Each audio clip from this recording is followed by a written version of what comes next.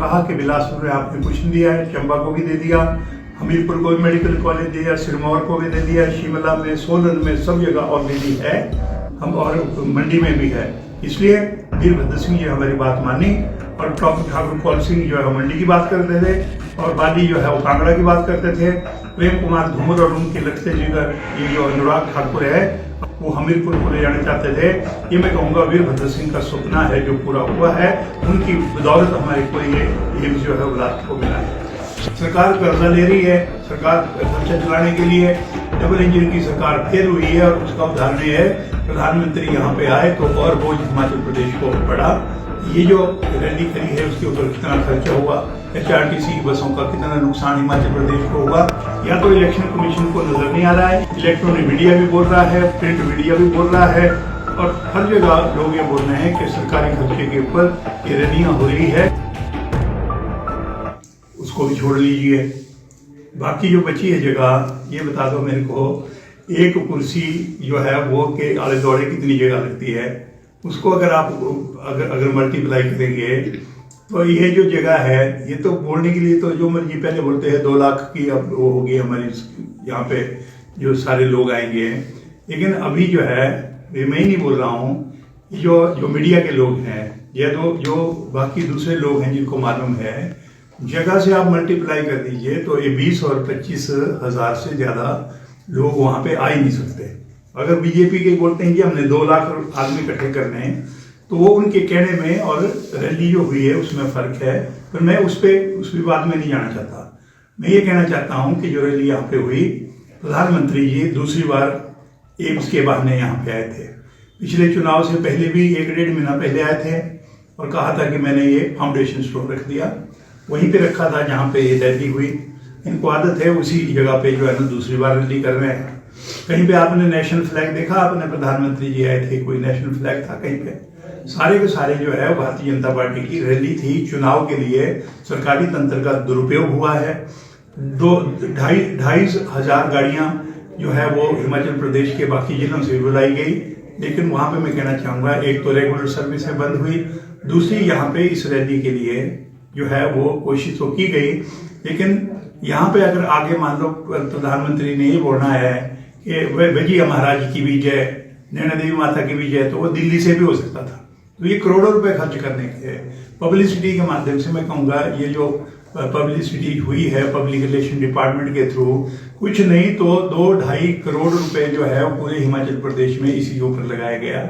ये मैं कहूँगा चूंदा नहीं तो और क्या है। सरकार कर्जा ले रही है, सरकार खर्चा चलाने के लिए डबल इंजन की सरकार फिर हुई है और उसका उदाहरण है प्रधानमंत्री यहाँ पे आए तो और बोझ हिमाचल प्रदेश को पड़ा और मुख्यमंत्री को बताना चाहिए, व्हाइट पेपर देना चाहिए कि ये जो रैली करी है उसके ऊपर कितना खर्चा हुआ, HRTC की बसों का कितना नुकसान हिमाचल प्रदेश को हुआ, और ये सारी चीजें जो है वो करनी चाहिए। साथ में मैं कहना चाहूंगा लोकल लोगों को कोई रोजगार नहीं मिला है।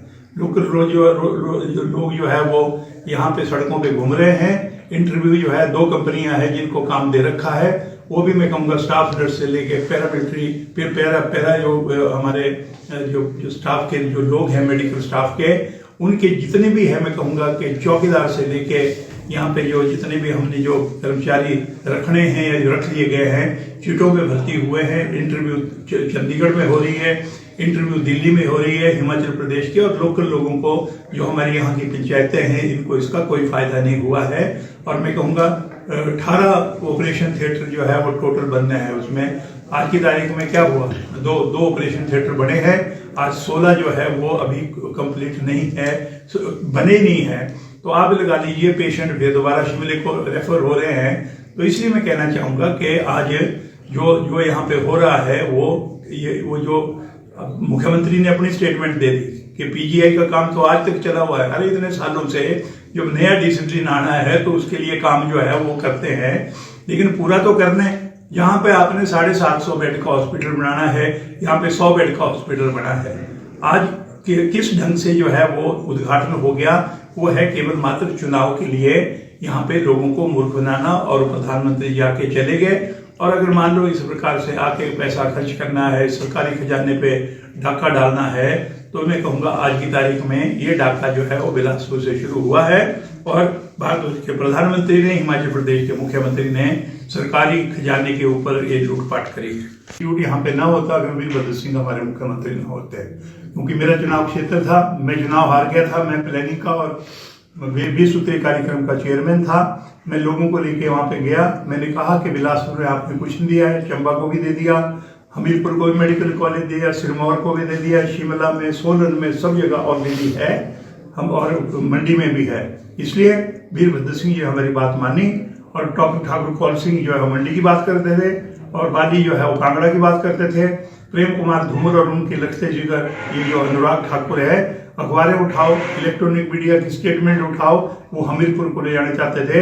ये मैं कहूंगा वीरभद्र सिंह का सपना है जो पूरा हुआ है, उनकी बदौलत हमारे को ये एम्स जो है बिलासपुर को मिला।